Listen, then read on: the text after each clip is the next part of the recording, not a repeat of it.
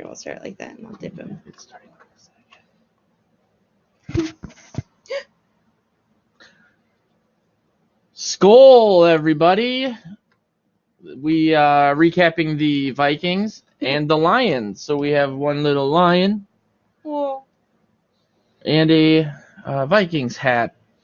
That's my new cat, Eddie. Rescued him this week from under a shed. It took about half a day. This is the Vikings Lions postgame show. I'm Joe Johnson, host of Morning Joe's, owner of PurplePTSD.com, VikingsTerritory.com, and PurpleTerritoryRadio.com. You would think that with the score being what it was, that I am really excited, super relieved, by the way. I'm going to go through kind of my thought process on this game during the week, just some of the in-game stuff, what it means, or what's going on in the NFC. Here for my girlfriend and business partner, Miss Thang Taylor, who is wearing a Vikings hat, emo Pokemon Vikings hat. I'm not an emo Pokemon. She's an emo Pokemon. Gotta catch 'em all. Yeah, you think I would be like really, really excited? And I am in a way. I mean, I think a lot of people are going to nitpick the performance of the defense. I think a lot of people. I mean, the only comment we got during the halftime show was about trading Trey Waynes. I don't particularly think Xavier Rhodes had a great day either. I don't think the defense as a whole played well. I don't know what it is. I mean, I don't think the scores in some of these Zimmer era Lions games really reflect this, but it just seems like Stafford plays well against Zimmer's defenses. I mean, some of those close games were 16-13 or 16-14. That's not, you're not thinking like if you'd solved the defense, you'd score more than 16 points. That having been said, I don't agree with the really trading anybody on that in the defensive back department unless you were to get someone like Jalen Ramsey, because. And even so, I mean, I have a lot more. I put this in my post-game article, which is live right now on VikingsTerritory.com and PurplePTSD.com, that really I have more confidence in this defense turning around from the performance that they had today versus, let's say, the offense regressing after the games that they had against the Giants and the Eagles. Like, I'm a lot more confident, or I'm at least not as mad, is the better way to put it. Not to say that I'm mad. Or super mad, but these guys have played together for a really long time. They know Zimmer's system inside and out. I have a feeling Patricia knows Zimmer's system, perhaps Stafford does, but they've obviously all played together. They're veterans. They're at or over 30 years old. I would much rather have them have a bad game, if that's what you want to call this, than have the offense have one, because there was kind of two competing narratives going into this game for the offense. There's the offense that the last two games has played really well against the Giants and the Eagles. Then you have an offense that its two worst games were division games, and the only division games that the Vikings have played against the Packers and the Bears, games that they arguably should have won, and man, that would make a huge difference. But that's that's what it is. So the offense did show up. They continued this putting NFL on notice level, just juggernaut ability.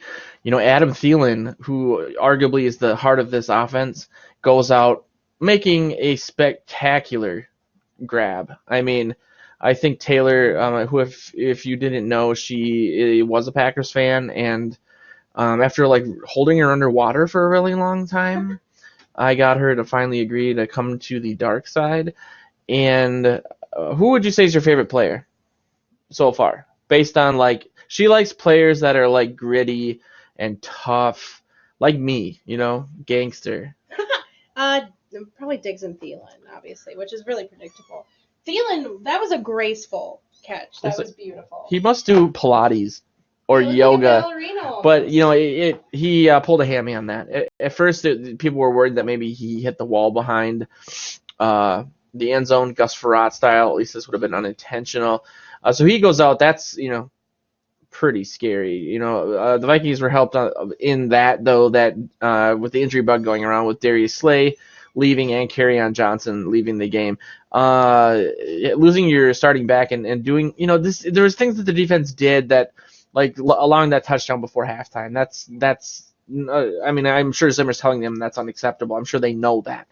It's just good to get this game done. We get Detroit at home next. It's great. What oh, sorry, I'm wearing North Star stuff, man. Ugh. Maybe I should tilt my camera down a little more. I try to hide my appearance as to not scare children. That's it. Oh, there we go. So yeah, I'm very just happy with it. I really want to start out and talking about the different play from different players by really throwing like a huge shout out, even though that means nothing, to Kirk Cousins. Oh yeah, I'll get her back. I know. Like, what is she doing here?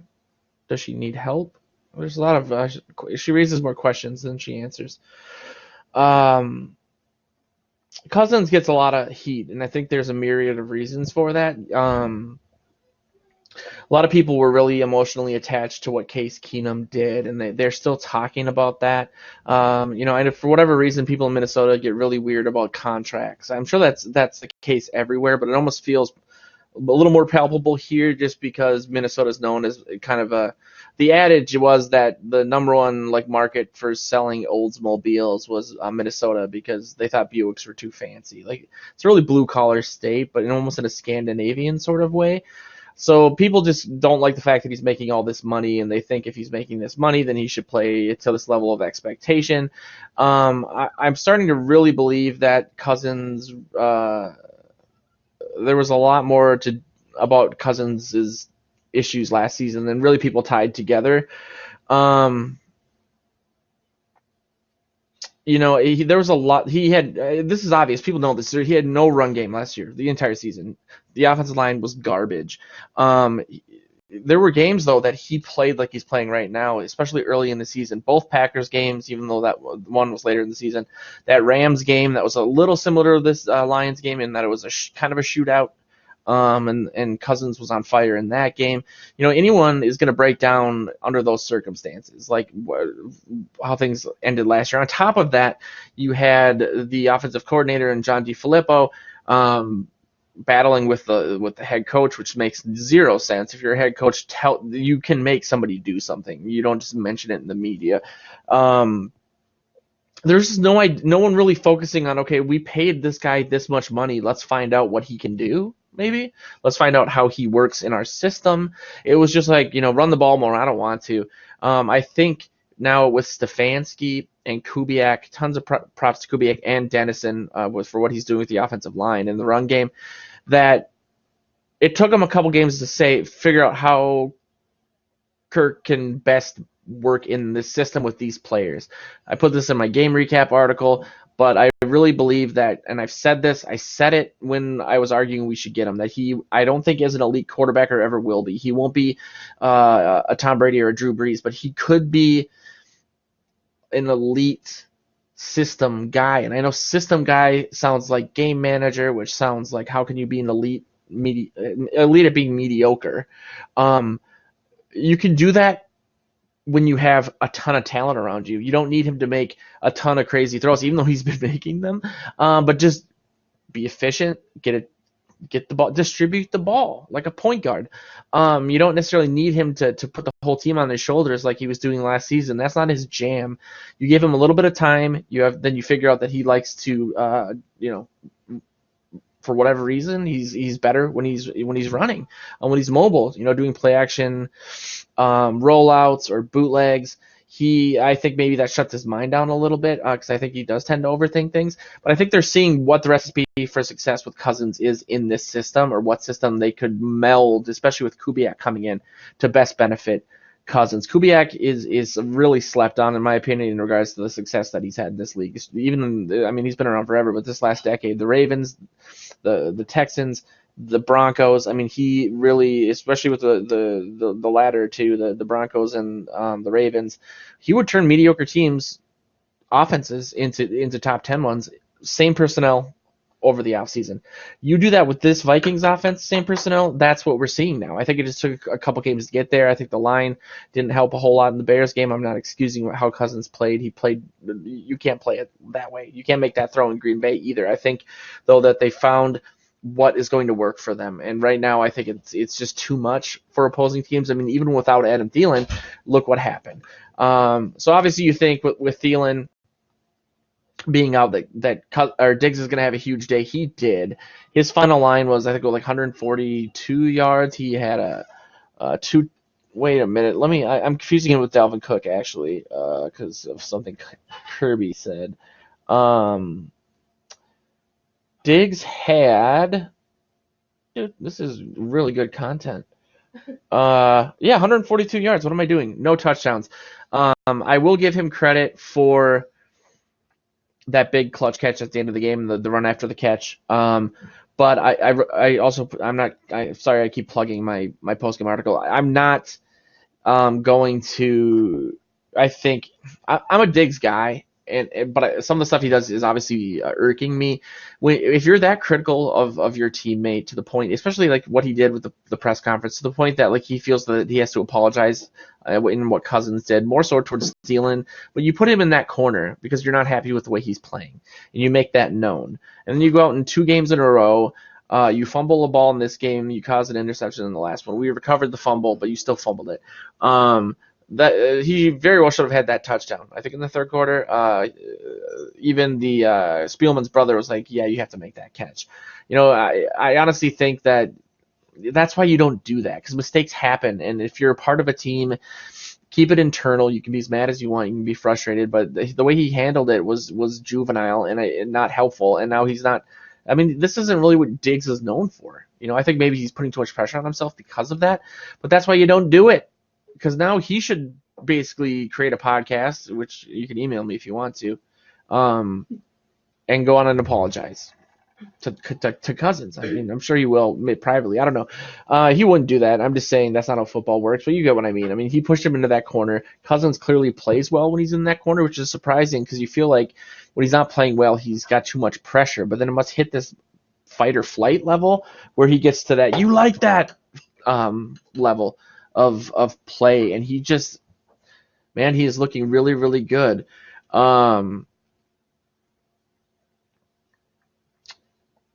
Just reading the comments, somebody did say bring back the female. What? Yeah. We're called women. I'm not a dog. So I'm gonna have my girlfriend Taylor twerking in the background. A lot of penalties, especially in the first half. I talked about this a lot in the halftime show, but I'm not happy about that. I feel like, I don't know, it's hard because me and Taylor went to the Raiders game. I hadn't been to a game in a couple years because I went to every home game the last year in TCF, and then I had a high velocity injury to my foot and ankle and had to have complete reconstructive surgery. They said it was like a motorcycle injury, but to full disclosure, I was just making a bowl of milk or a bowl of cereal and getting the milk. A bowl of milk, like I'm some cat person. I believed it. That's so weird. Yes. So I wasn't used to the flow of the game, but it just felt slower. There's just there's a lot of TV timeouts too, so there's a lot of downtime when you're in the stadium. But yeah, it's just, I mean, you guys know all the arguments. The Lions and Packers game, there was 8 plays in a row last week in the Cowboys-Jets game. They're going the wrong way, and I think they're overcorrecting. And the way to best sum up my feelings on that is when you look at why they implemented this pass interference review, they did it obviously because of what happened to the Saints in the NFC Championship game. Cry me a river or cry me a bayou or whatever you swamp people do down there. And I get that. I mean, that you shouldn't, as a professional league that makes $10 million a year, it's hard to have a product that ends that way. It just doesn't seem fair. But football's an imperfect game. It's not like baseball where it's more controlled and you're standing and just staring at like a little invisible zone. It's a million different variables moving a million different ways at the same time. And when you overcorrect like this, so they implement this penalty to make sure that never happens again. How often has that ever really happened? in my 35 years, I can't really even think of another like really earth-shattering example of someone not getting called on pass interference and that determining something that important or a win or anything. So now every game we're getting these reviews because once maybe every 15 years something like that happens. So why not implement a some sort of Quidditch rule for every time a squirrel runs on the field, because that happens every 3 years. But every game we're going to talk about it. It's just a gigantic waste of time for something that rarely happens. And it wasn't even the NFL does this all the time. It wasn't rolled out well. It wasn't explained well. The coaches didn't really know what it meant. They didn't know how the officials were going to actually implement it. So they were throwing these flags during the preseason, testing out the waters, which is insane. Football, you should know. And it isn't. Like when you're a lawyer and you actually like a prosecutor and you say I'm going to file charges on somebody for X crime. You focus on that crime, you get evidence for that crime, and then you make your argument in court, right? You don't also throw in a myriad of other things. Well, when I accuse you of murder, I'm also going to see if you were embezzling things from your job at the bank. Like, it doesn't work that way. And with this rule, basically, they're throwing flags just to see, well, maybe this will happen. Maybe, though, while they're looking whether or not it was a catch, they'll see it was pass interference, and then they'll give us that. You can't just throw a flag and look for like multiple things to happen. That's nuts. And so I'm sure it'll get changed, but I'm just not cool with all like the change for the sake of change. Like even moving the extra point distance back, I was not a fan of. It's funny, Tang. Someone earlier came in and said that Waynes needed to be traded during the halftime show, and I was making the argument that, and I kind of got off this earlier on a tangent, but I don't want to do that. Like maybe after the season, you have to figure it out, especially with like Alexander and Waynes' contracts being up and the salary cap being at the state that it is. But right now, I mean, Holton Hill is coming back, sure, in a couple games, but he's really been inconsistent. I think people just have this like great memory of him because he balled out in his first game. I think it was against the Packers. He looked great, but he's been picked on. He's not the solution. Plus, he's like one more dime bag of weed away from never playing in the league again. I know everyone's really high on Hughes, but they use him situationally. Like that, the 2-point conversion, that was awesome. I'm like, big ups to him. But he hasn't been tested every single down against a number 1 or number 2 back like Waynes and Rhodes have. He's also a good 3-4 inches shorter than Rhodes. He's coming off a catastrophic knee injury. Rhodes and Waynes were drafted ahead of him, and they took about 2 years for them to even get to mediocre.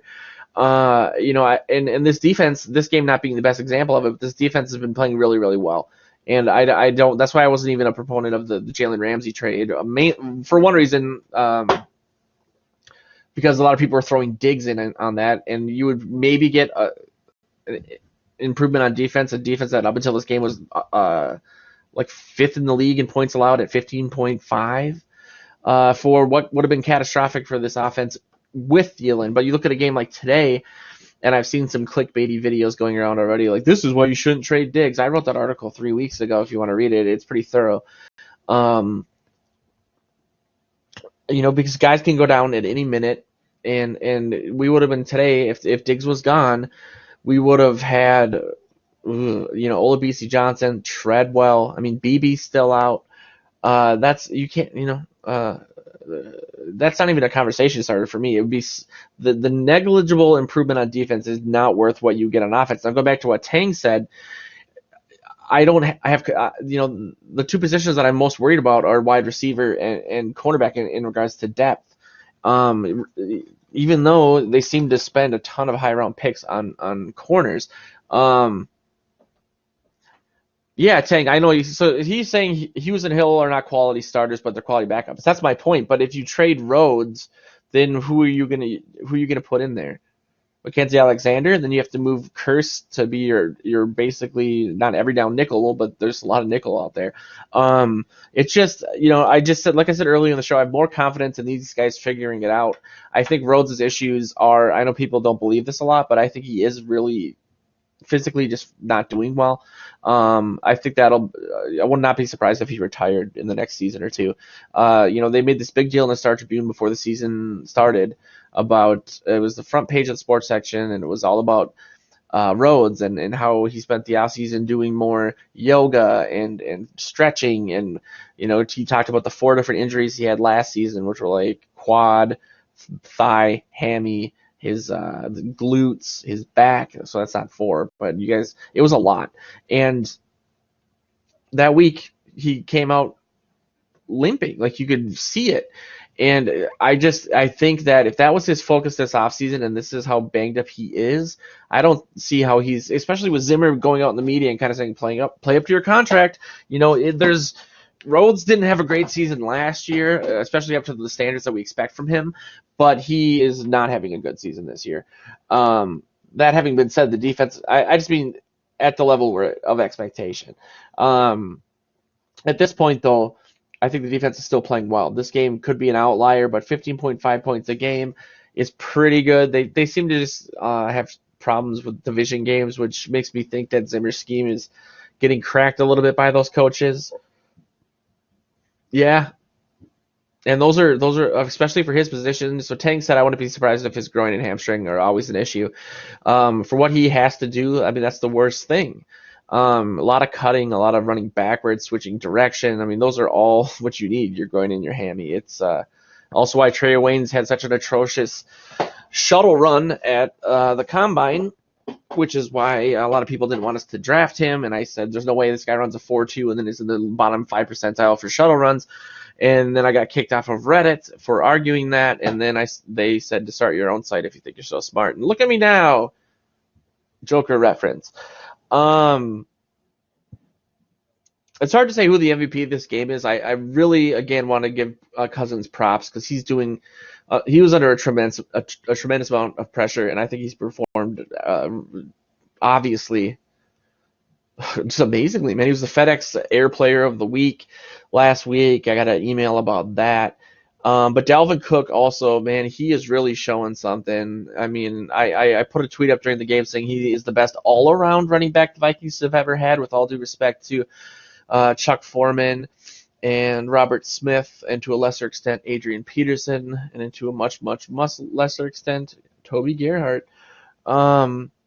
That touchdown to seal the game was like the best exemplification of what that guy does. I mean, I was talking to my girlfriend about him. She was like, "God, he's so shifty. Like, I love him." And I was like, "He's so shifty that he tore his own ACL juking. He juked his own internal mechanisms."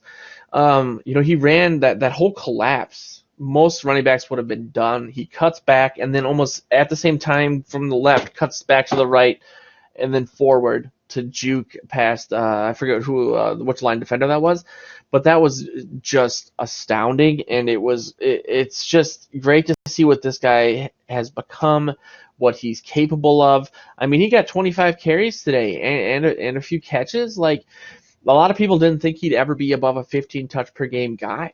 I mean, that was the argument especially when they brought in Alexander Madison. And he didn't play in the preseason. A lot of people were upset about that, myself included. I mean, I just thought that he hadn't really earned it, and I understood that it would be really stupid for him to get injured playing in the preseason, considering how valuable he is now, especially in what we're seeing now. Before we didn't. I mean, we knew he was good, but you didn't know this. And that decision seems to be paying off. I was a little worried about him pulling an Adrian Peterson back during the season opener against the 49ers when he literally was like, what am I doing? And they had to get pointed. But he's split the game ball with Cousins. Again with Diggs, I worry about some of the things that I'm seeing. But yeah, Erica, Dalvin Cook, they even said it on TV, might be the best running back in the NFL. I would agree with that. He's in the conversation, if not, he's just so good all around. That's the argument. You look at AP. Sure, AP was astounding, and we got those Randy Moss-esque highlights. Those just, and he's loose. sort of like every game for it seemed. He just, especially when he was a rookie, it was so exciting. He had that game against the Bears. He broke a single game rushing record, but he couldn't catch. He couldn't block, especially as an older guy. I mean, playing for the Redskins, which is, I think it's kind of sad because he's mainly doing it for the money. Based on things that are public knowledge. But before they replaced their head coach, some games he wasn't active because they didn't want a 2-down back. They needed somebody who could be out there for all 3 downs. Cook is a 3-down back. He can catch. It makes me so excited. I just am so excited. Yeah, Tang, and like I said, I don't want to like crap on the guy at all, and I'm not here to pass judgment on people's personal lives. Like I'm pretty open about my life and why purple PTSD is named that, and like why I don't drink anymore and all of that. I think it's, I don't know, laughter is the best medicine, but I'm relatively open about it. I don't force it on people. If they just want to talk about it, that's cool. But I just think financially he's really having a hard time, and I think he's playing for that reason. I think the ship sailed a long time ago about his goals of besting Emmitt Smith. He was injured for 2 seasons or suspended.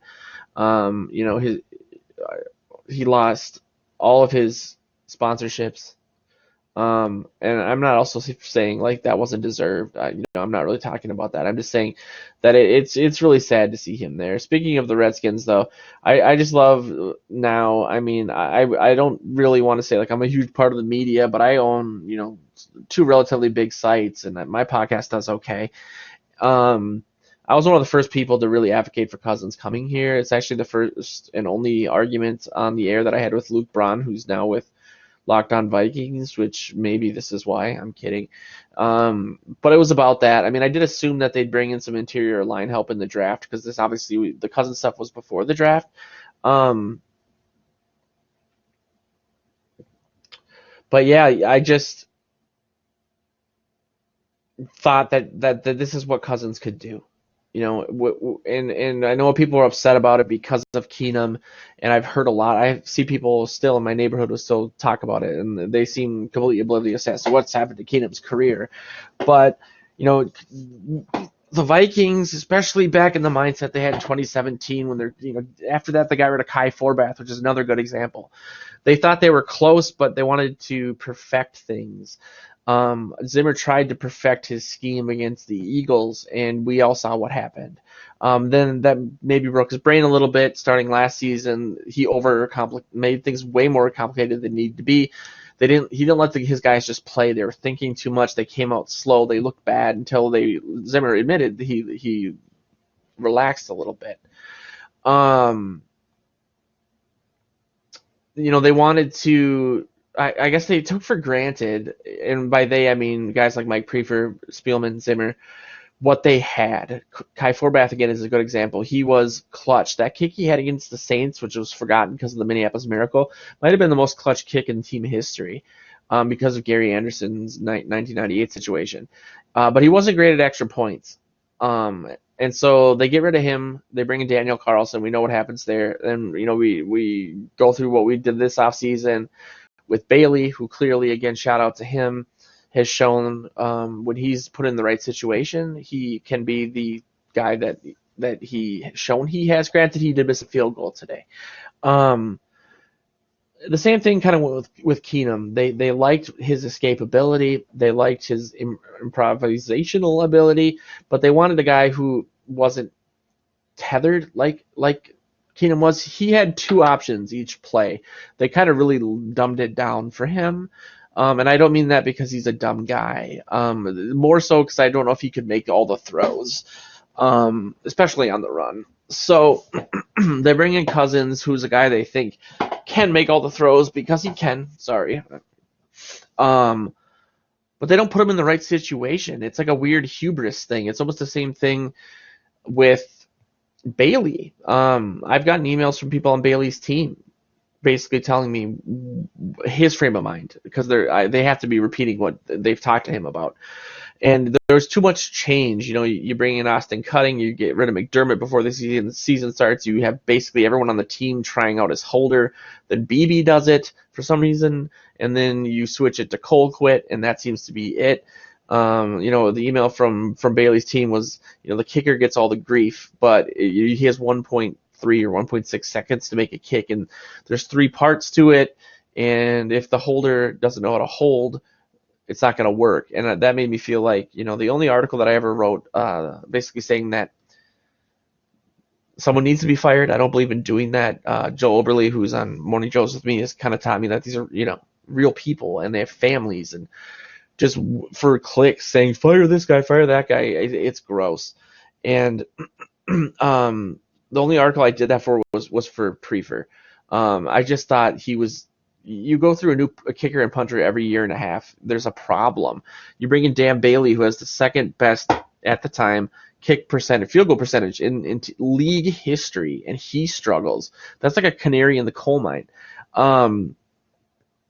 And that was kind of, I don't know, that just whole thing. I think now you're seeing that there's been some consistency. Bailey, except for today's making kicks. You have Cousins, who finally has a line, a run game, an offensive coordinator, an offensive hive mind with Kubiak that knows how to put parts together and get success out of things. I really implore you guys to look at the difference between the 2014 and 2015 Ravens when Kubiak came in and flipped them from like 30th in rushing to 8th, or to 12th in overall offense to 8th, you get the general idea.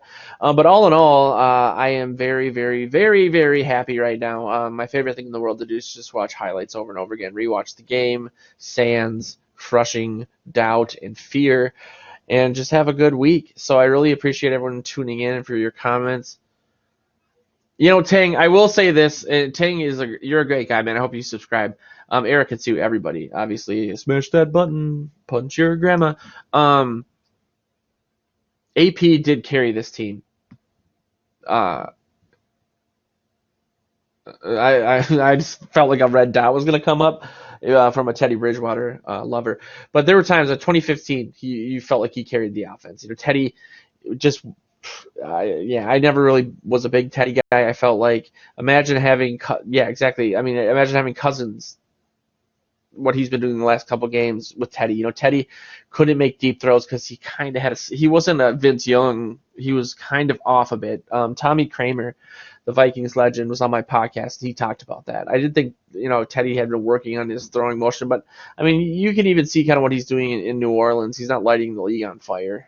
That's a direct comparison between him and Cousins and Saints are a good team. Kamara's not playing today, but it's not like he's immaculate.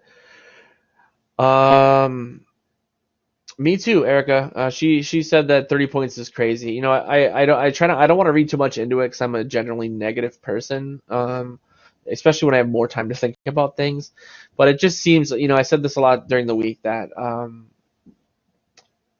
for whatever reason, across multiple regimes, the only constant is Matt Stafford. So I have to maybe think it's him. But you have different coaches, different players, different offensive schemes.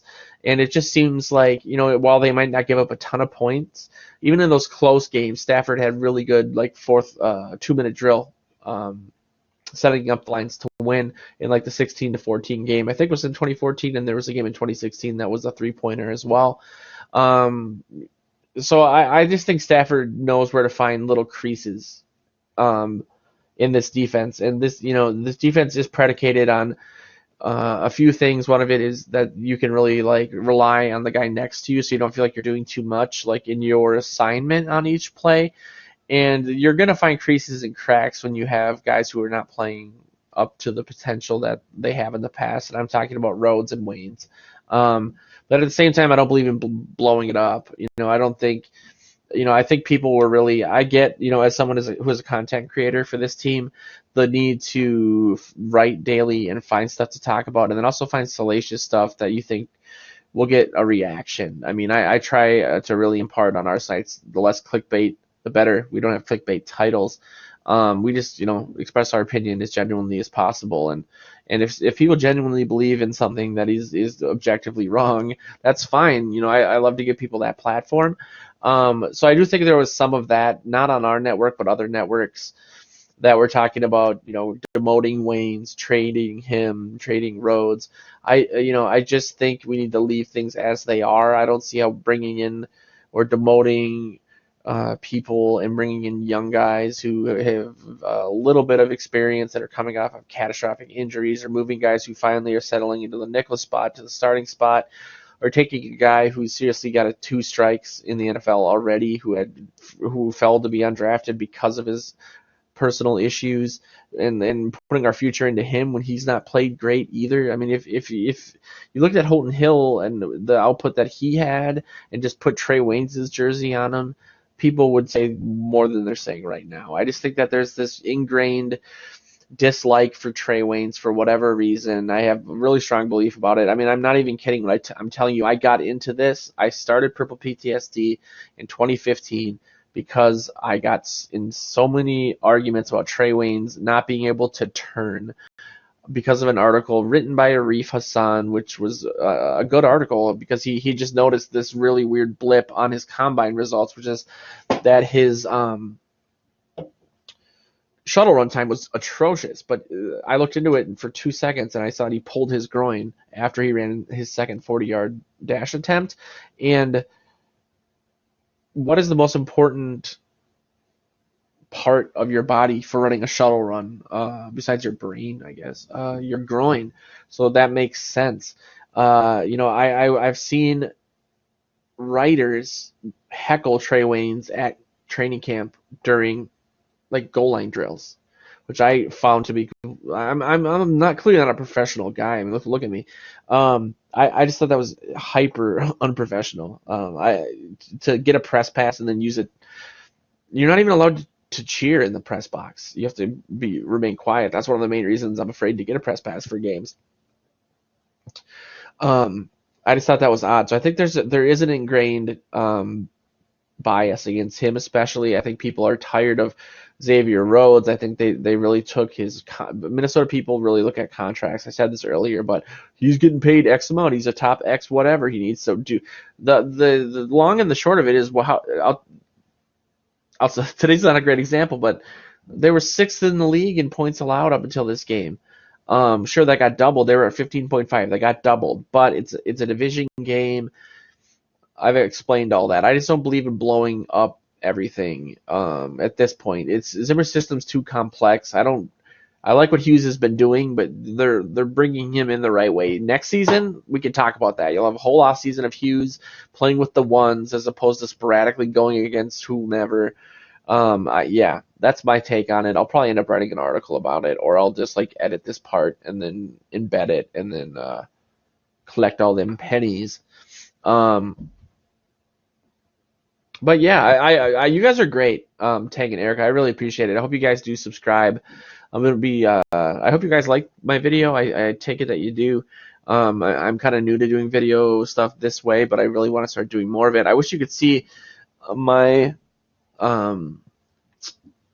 brand new kitty and also this part of my display. I'll do a tour because I have really cool. All my cool stuff is right over here, and you guys can't see it.